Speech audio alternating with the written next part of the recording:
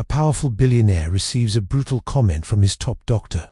The hospital board watches as the arrogant specialist mocks a simple maid standing nearby. But the maid's silent courage and one sharp sentence flip the entire room's power. A symbolic insult leaves the billionaire on the edge of an unexpected alliance. People like her should stay where they belong, scrubbing floors, not standing in my operating room. Dr. Raymond Locke's voice cut through the sterilized air like a scalpel, echoing against the glass walls of the private VIP suite. The smell of disinfectant couldn't wash away the stench of entitlement. He carried like an expensive cologne. The hospital's senior board members stood in a tight cluster near the door, men in tailored suits, murmuring fake sympathies while eyeing the billionaire on the bed. Gerald Hawthorne, once the lion of corporate takeovers, now lay surrounded by beeping monitors, a plastic tube in his nose, and $20 million worth of failed diagnoses. Behind the cluster, almost blending into the pale green walls, stood a woman in a plain blue maid's uniform. Her hands clutched a mop handle so tightly her knuckles had turned white. Her name tag read, Anaya Locke. Didn't bother lowering his voice.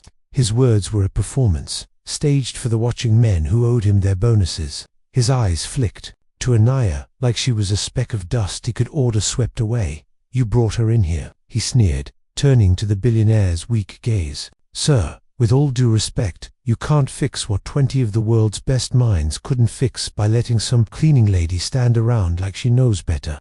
A soft laugh rippled through the men near the door.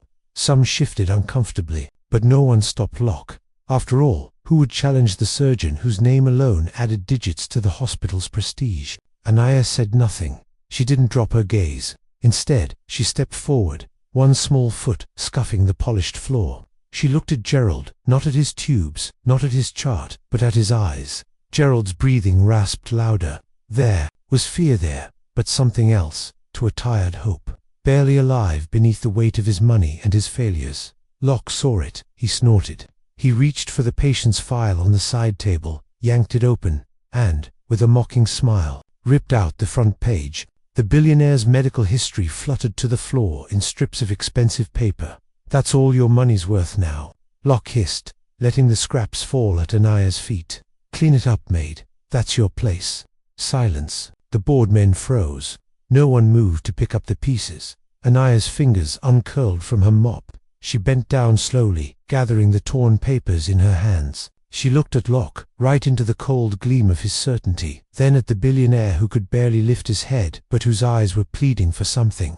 Anything, to change. She placed the torn papers on the side table again, her motions neat and deliberate. Then she straightened her spine, lifted her chin, and spoke for the first time. You can tear paper, she said, her voice clear, cutting through the room like fresh air in a stale tomb. But you can't tear the truth out of his body.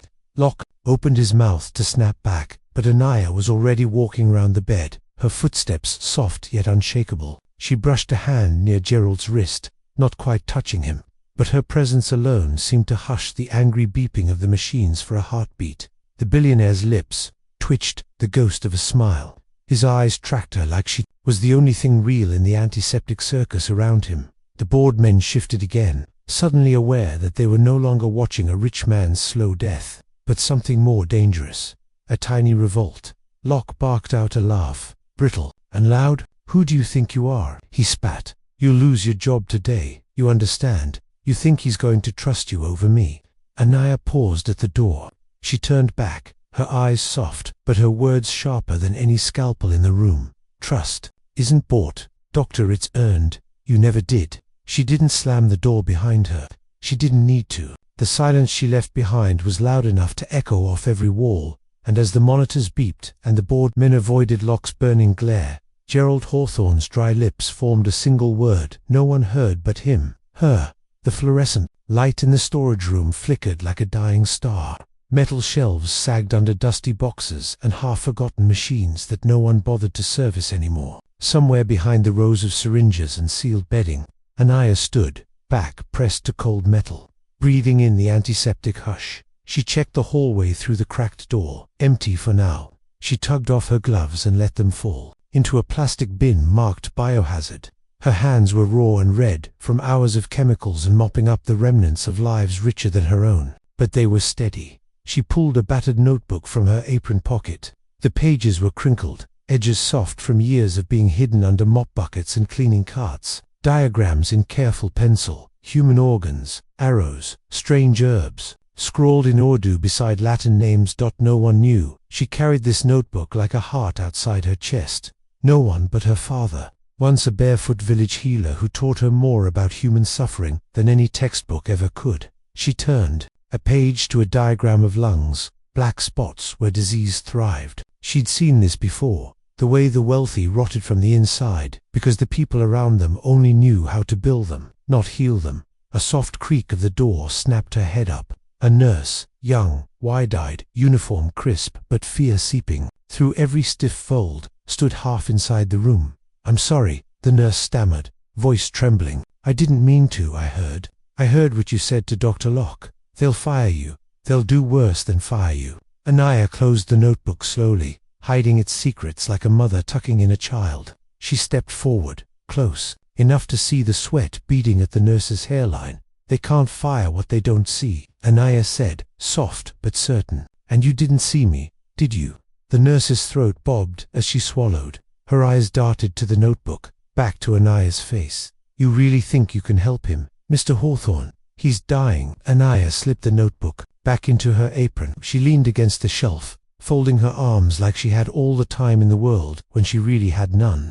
"He's dying because 20 doctors looked at him and saw money," she said. "I looked at him and saw a man choking on poison no one's bothering to draw out." She reached into a cardboard box on the shelf behind her and pulled out a small tin. The label faded, but inside were dried herbs, wrapped in cloth. A smell of earth and bitter roots filled the cramped room. "My father treated snake bites no one else could fix," she murmured, more to herself than the nurse. "This is the same. Slow venom, but it can be pulled out. If someone cares enough to try." The nurse's voice dropped to a whisper. "They'll say it's witchcraft, or that you poisoned him. If something goes wrong, they'll blame you." Anna smiled, a tired, knowing smile that cracked the calm mask she wore in the hospital's polished halls. "If something goes wrong, they'll blame me. If nothing changes, he dies anyway. But if it works..." She let the rest hang in the musty air, heavier than the hum of the old refrigerator in the corner. A moment of silence passed between them, two women alone in a place that pretended they didn't exist, making a pact without ever saying that word. The nurse stepped closer, voice steadier now. "What do you need?" Anaya looked at her, measuring trust the way her father once weighed herbs on a rusted scale. "Access," she said. 5 minutes alone with him tonight. No cameras, no charts, no lock." The nurse nodded, eyes wide but alive with something. "Braver than fear. I can distract the night shift. 10 minutes. That's all I can give you." Anaya reached out, squeezed the nurse's hand a touch as soft as a blessing, as firm as a promise. 10 minutes is enough to change everything," she said. Behind them, the flickering light buzzed louder, like it too had a secret it couldn't keep quiet much longer. The digital clock on the ICU wall ticked past midnight, its soft green glow the only light that dared defy the sleeping hospital. In the silence, machines hummed in the same dull rhythm as the fear in Anaya's chest. She slipped through the half-open door, her cleaning cart clattering just enough to sound ordinary. Gerald Hawthorne lay half awake under a thin blanket, tubes in his nose, sensors on his chest, all those millions of dollars of blinking lights that had done nothing but measure his slow surrender. She closed the door with her foot, careful not to draw eyes to the security monitor. Behind the nurse's desk, her new ally, the young nurse with the brave heart, leaned over a chart, blocking the camera's view with her own back. 10 minutes, that was all Anaya had. She pulled her battered tin from the cart. The cloth pouch inside was warm from where she'd kept it close to her body all day. She knelt beside the bed, her shadow swallowing Gerald's frail outline. His eyes fluttered open, cloudy but searching. "Who?" His voice rasped like dry leaves. "On stone, Anaya," she whispered. "The maid." He let out a ghost of a laugh that turned into a painful cough. She slipped a hand under his back to lift him just enough. She pressed a tiny pinch of the dried herbs under his tongue, her fingers gentle but certain.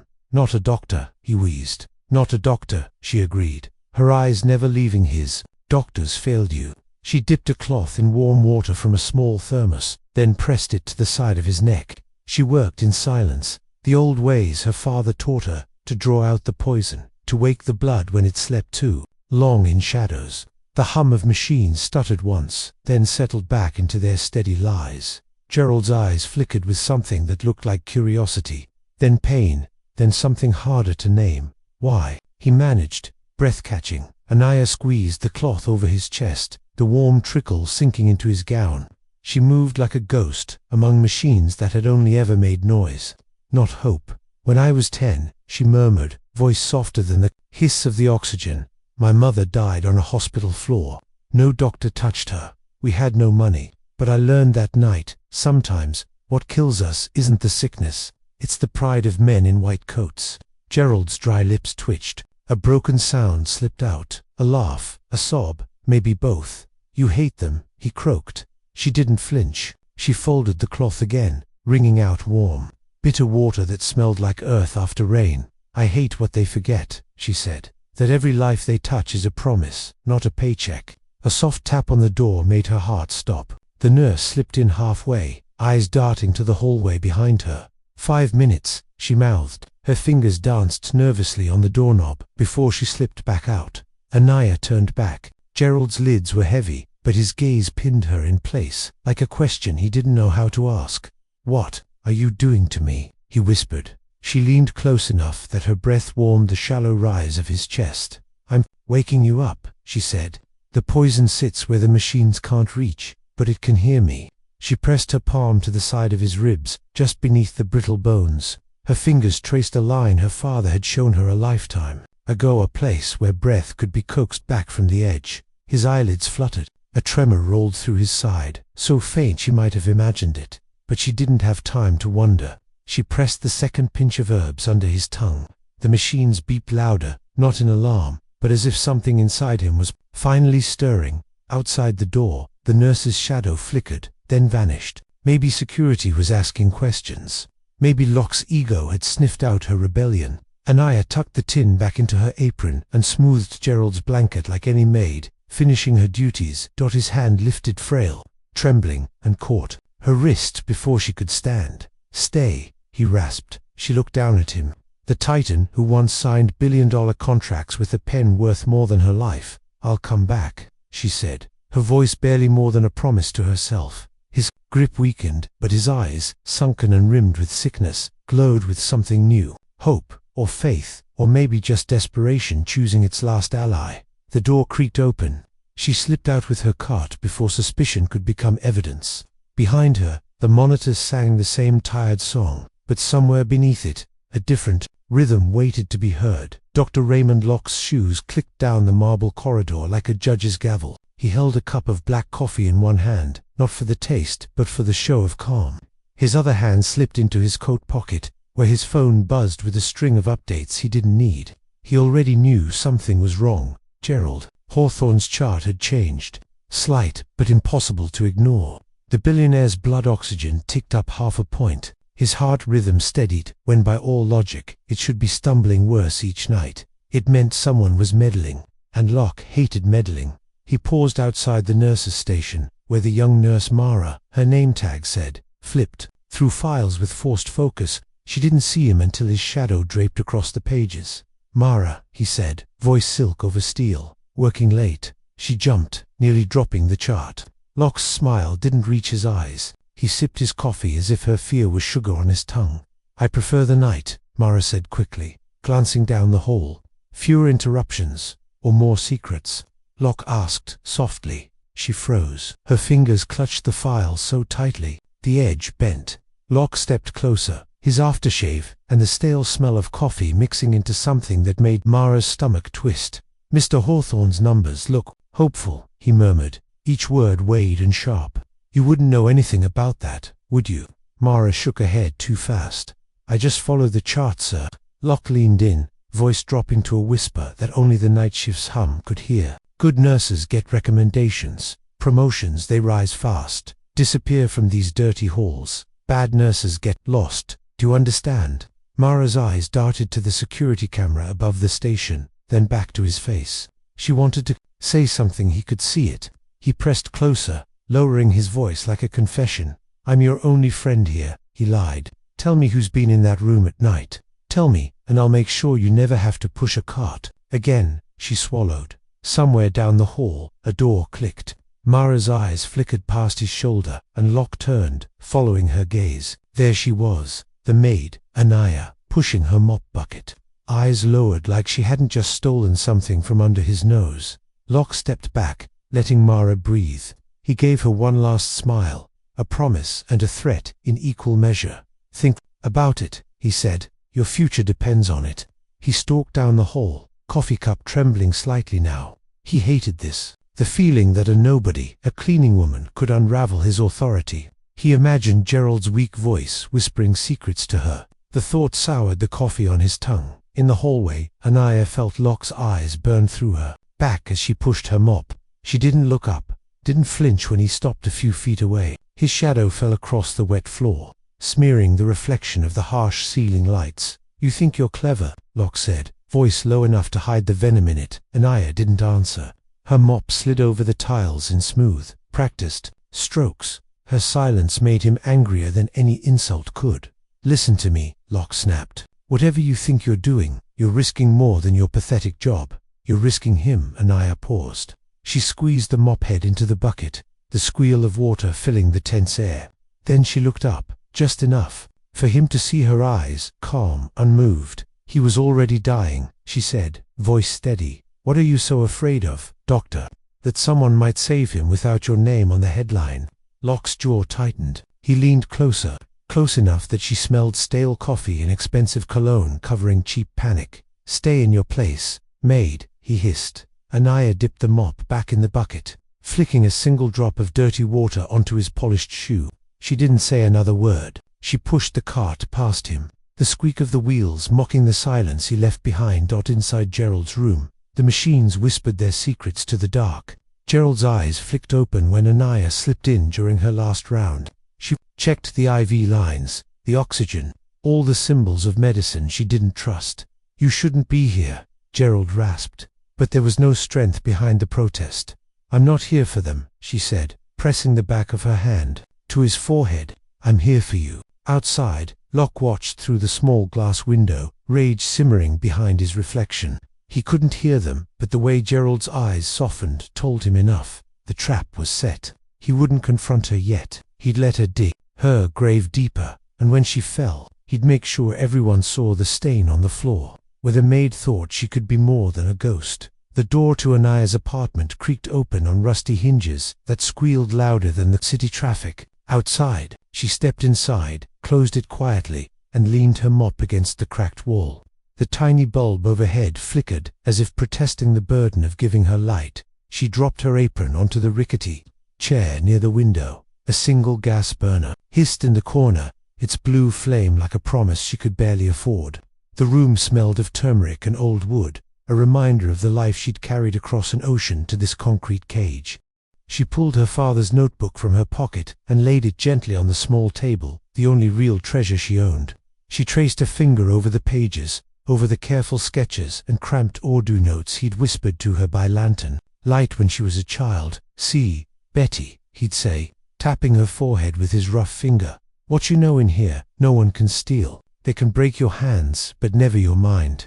In the memory, she saw his smile, teeth stained by betel nut, eyes clear as river water. He was a village healer, yes, but also a rebel in his own way. He refused to watch people die just because they were poor. He taught her the secrets that men with degrees pretended didn't exist. She remembered holding the same battered tin as a child, watching him boil leaves in an old copper pot, the steam filling their clay house like incense. People came from villages away, paying him with sacks of rice, oil, or sometimes only prayers. When she closed her eyes now, she still smelled the warm earth and roots that saved more lives than shiny white coats ever did. A soft thud broke her memory. She turned sharply. An envelope lay half under her door, the edge curling upward. She crossed the room, bare feet silent on the cold floor, and picked it up. No name, no stamp, just her, and whoever knew how to reach into her darkness. She tore it open carefully. Inside was a single scrap of paper, typed, no handwriting to betray its source. "Stay away from him, or we will finish what his sickness couldn't." The words seemed to hum in the air, meaner than the roaches skittering along the walls. Anaya read it again, once, twice, then set it on fire over the tiny gas burner. She watched the flame curl. The edges blackened the threat until it drifted up like ash toward the ceiling that leaked when it rained. She didn't cry. She'd run out of tears long ago. Instead, she opened the small wooden box under her bed. Inside were glass vials, dried roots wrapped in paper, and a bundle of cloth she'd stitched from an old sari, her mother's last gift before her body gave up on a hospital floor. She lifted a vial to the light. The liquid inside glowed faintly. Amber. It wasn't magic. It was care, knowledge. Desperation turned into courage. She turned it in her fingers like a prayer bead, whispering her father's old words under her breath. When they shut their doors, we find windows. Outside, the city mumbled and coughed like an old man too tired to dream. A siren wailed somewhere, far away, someone else's tragedy, echoing off brick walls that knew too many secrets. Anaya pulled her thin blanket around her shoulders and sat by the window. Below, streetlights flickered over cracked sidewalks and oil stains.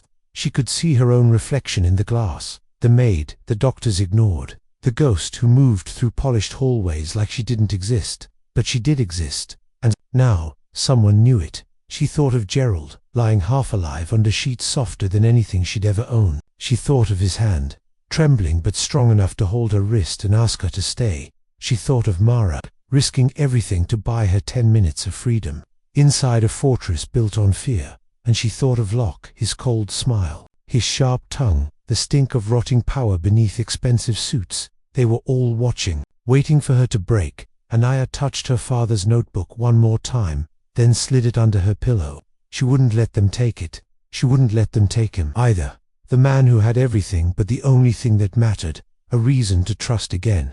She blew out the gas flame, the darkness swallowing the tiny room like a mouth closing on a secret. Tomorrow, she would return to the hospital floor with her mop, her silence, and her hidden roots. She would face whatever shadows waited behind every door. And this time, she wouldn't flinch. The boardroom smelled of stale coffee and leather chairs that squeaked under the weight of power. Sunlight slipped through the half-closed blinds, painting stripes across the polished table where men in suits hunched over charts they pretended to understand. Dr. Locke stood at the head, a shark among minnows. His tie was perfect, his eyes colder than the steel scalpel he wielded on the operating table. He spoke with careful calm, each word a practiced incision.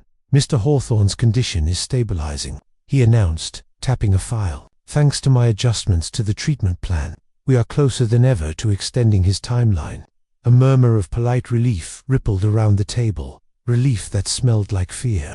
No one wanted to upset the man who controlled the hospital's heartbeat. But today, the door behind them creaked open. The room stilled as Gerald Hawthorne's wheelchair appeared in the doorway, pushed by a junior orderly who looked ready to flee if told to. Gerald's face was pale as parchment, but his eyes burned with something no medicine had given him. Behind him, half-shadowed in the hallway, stood Anaya, mop in hand, uniform creased, eyes sharp as a surgeon's blade. Dr. Locke's smile flickered at the edges. "Mr. Hawthorne, you shouldn't be out of bed," he said smoothly. "We have everything under control."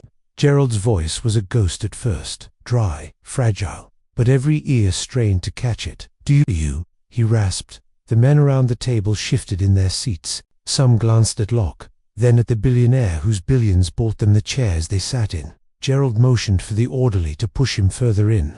He raised a trembling hand, a command stronger than any shout. "Leave us," he told the orderly. The young man vanished like smoke. Locke stepped closer, placing a hand on the back of Gerald's chair like he owned it. "Sir, you need rest." Gerald's eyes cut to him, sharp enough to slice through the doctor's polished mask. "Save your concern," he croaked. "You've sold me enough lies for a lifetime." A hush fell over the table, a cough, the hum of the air vent above their heads. Anaya, still unseen, gripped her mop tighter, eyes locked on the back of Gerald's head, as if willing her courage into his bones. Locke's smile didn't reach his eyes. "Mr. Hawthorne, with respect." Gerald's laugh was a rattle, a stone, skipping over water. "Respect? Is that what you call feeding me poison while you bill me for the antidote you never deliver?" One of the board members cleared his throat. "Mr. Hawthorne, perhaps you're tired." Gerald cut him off with a glance. He lifted his hand again, a gesture that said, "I am still the king here, even if my crown is slipping." "I know someone's helping me," he said, voice steadier now. warmed by anger, someone real. And you, his gaze pinned Locke like a specimen on a glass slide. You're afraid of that. Locke's fingers drummed once on the back of the chair, then stilled. His face was calm, but his eyes twitched. Tell Anaya. Caught even from the shadows, Sir Locke said, voice silk. Whoever is whispering in your ear is playing a dangerous game. They could cost you your life. Gerald leaned forward, skin pale over fragile bones. I've spent my life paying men to fix me. They failed. Maybe it's time to trust someone who doesn't send invoices. The board shuffled papers they hadn't read. No one met Locke's eyes now. Power, once absolute, now leaked from the doctor's sleeves like water through cracks. Locke forced a chuckle, false as the smile he wore. And who might this savior be, sir? A maid, a ghost in the hallways. His gaze flicked to the open door, to where Anaya's silhouette waited like a secret they all wanted to ignore. Gerald's whisper carried more weight than Locke's titles ever would. Better a ghost who cares, he rasped, than a doctor who feeds on corpses. A stunned silence. Somewhere, a phone buzzed on the polished table, but no one answered it. Locke's mask slipped, just for a breath. Then it snapped back. You're not well, he said softly, venom threading through his calm. You need rest. Gerald's head dipped forward, the last of his strength spent on truth. The orderly reappeared, called by an unseen signal, ready to wheel the billionaire back to his bed, to his secrets. As they turned, Gerald's eyes met Anaya's in the hallway. A single look, a promise. I won't let them bury you for saving me. And Anaya, clutching her mop, nodded once. No words passed her lips. She didn't need them. The war had begun, and this time, the dying man wasn't dying alone. The night shift hummed through cold fluorescent halls, as if the walls themselves needed lullabies to stay awake. Mara's shoes squeaked with each nervous step down the corridor toward the staff break room.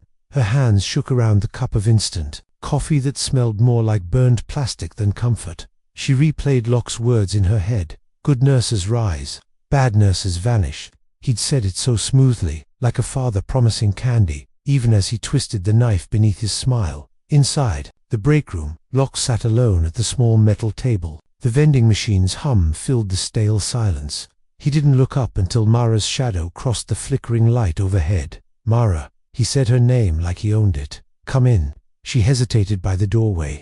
Her reflection in the glass vending machine looked small, a ghost in scrubs. I only have 5 minutes.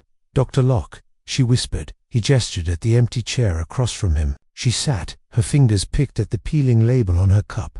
Locke leaned back, crossing his arms. His smile was thin tonight, a scalpel in the dark. Tell me something, Mara. Why does a promising young nurse risk everything for a maid? Mara's breath caught. She looked down, but the silence made her words echo louder than the hum of the machine. She's not hurting him, she murmured. He's better. Locke chuckled. Better, or more confused. Do you know what happens when patients mix folk nonsense with real medicine?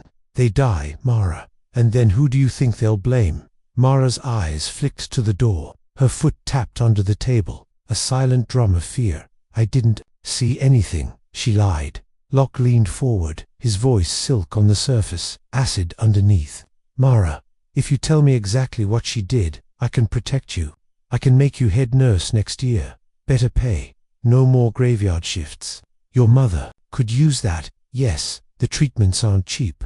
Her eyes snapped up. He knew. He always knew. Her mother's dialysis, the unpaid bills stacked in her tiny apartment like tombstones. Locke reached across the table, his hand warm and cold all at once. Help me, he said softly, or you bury her with your silence. The words slipped, before she felt them leave her tongue. Anaya's secret visits. The storage room, the herbs, the tin box. The cloth dipped in warm water. Every detail spilled onto the table like coins from a broken purse. When she was done, Locke sat back. His smile widened, but his eyes stayed flat. Good nurse, he said. Very good nurse. Mara's throat felt scraped raw. She tried to swallow the guilt burning there.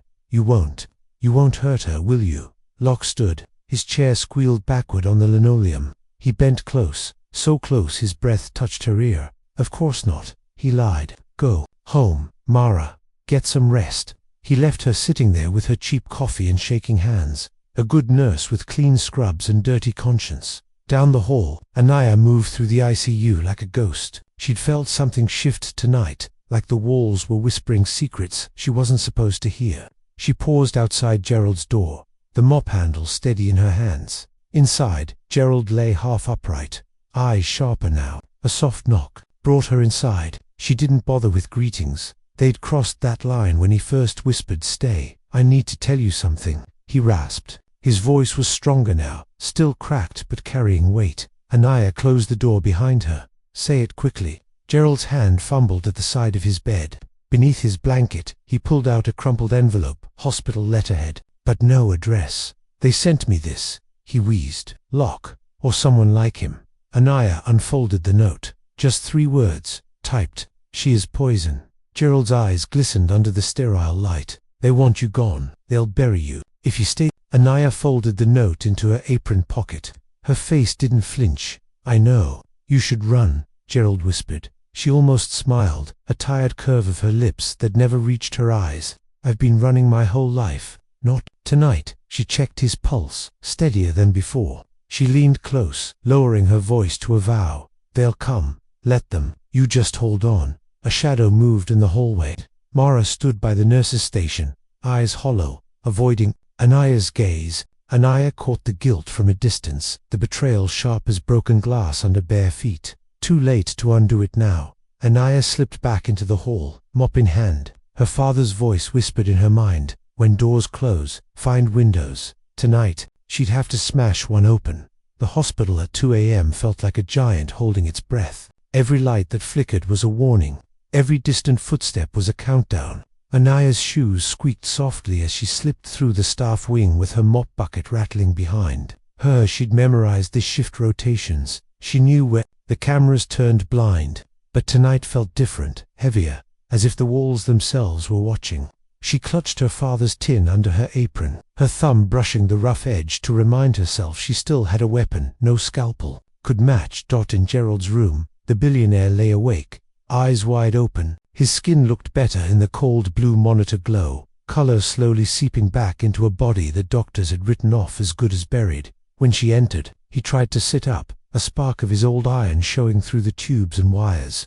"They're coming for you," he croaked. "They've always been coming," she said. She laid the tin on his bedside table. "But tonight I don't hide." Gerald's breath caught in his throat. "You can't save me if they drag you away." Anaya dipped the cloth in warm water, mixing it with a pinch of the crushed herbs. She pressed it gently against his chest, the bitter smell filling the sterile air with something older than money, older than fear. "You'll save yourself," she murmured. "Just stay awake." Outside the door, Locke's shoes tapped down the hall, faster than usual. Beside him, 2 security guards followed, eyes scanning every corner. Mara trailed behind, head bowed, shame dripping off her like cold sweat. Locke stopped at the nurse's station, where a security feed flickered black and white. He pointed at the screen, a grainy shot of Anaya's figure slipping into Gerald's room. "Seal the wing," he said, voice low but razor. "No one leaves until she's out in cuffs." Mara's breath caught. "Sir, please." Locke didn't even look at her. "You did well. Now stay silent." Inside the room, the beeping machines quickened. Gerald's chest rose and fell under Anaya's palm. His eyes fluttered but stayed open. She felt his pulse under her fingers, stubborn, uneven, but alive. A muffled voice on the intercom crackled overhead. "Code Grey. All units to IC." Anaya's heart slammed against her ribs. She dipped the cloth again, squeezed the warm mixture over his collarbone, her other hand steadying his shoulder. "Stay with me," she whispered. His eyes flicked to the door. Footsteps thundered closer. Anaya wiped the sweat from his forehead, then packed the tin back into her apron. The door burst open.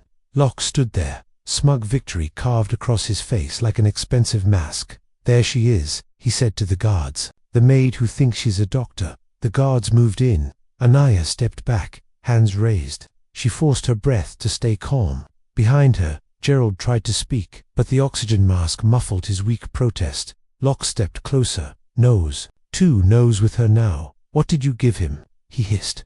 Anaya's eyes flicked to Gerald, then back to Locke. "Hope," she said. "Something your hands forgot how to hold." Locke's hand shot out, grabbing her arm. His grip was iron. He yanked her forward as if to drag her out in front of everyone. A prize for his authority. Gerald's voice croaked behind the mask. He ripped it off. lungs burning but rage stronger. "Let her go." His shout was rough, but loud enough to freeze the guards mid-step. Locke turned, disbelief cracking through his calm. "Mr. Hawthorne, you let her go." The words slammed into the quiet like a judge's gavel. The guards hesitated, exchanging glances. The billionaire was awake. The cameras were recording. Suddenly Locke's certainty bled through, his collar like sweat. Gerald pushed himself upright, veins bulging in his temples. "If she leaves this hospital in chains tonight," he gasped, "your job leaves with her." Locke's grip loosened. For a heartbeat, the room held its breath. A nut tore her arm free. She stepped around Locke, standing at Gerald's side like a shield no money could buy. Outside, more staff peeked through the door, nurses, orderlies, faces blinking with confusion. Rumor blooming faster than the disease Gerald fought. Anaya turned to Locke, her voice like quiet thunder. "The poison's not in him," she said. "It's in you." She didn't wait for his reply. She leaned close to Gerald, pressing the last cloth over his chest. Her father's secret seeped into the billionaire's heart one final time. Some doors lock you in, others break themselves open when the right truth knocks. Tonight, every door in this hospital heard it. Morning broke over the hospital with a restless hum. Nurses whispered in corridors. Doctors exchanged looks sharper than scalpels. Word of Gerald Hawthorne's miraculous rebound slipped through sterile walls. Like light through cracked glass, Dr. Locke stalked the hall outside the boardroom. Phone pressed so tight to his ear, his knuckles whitened. His words were low, venom coiled in polite phrases.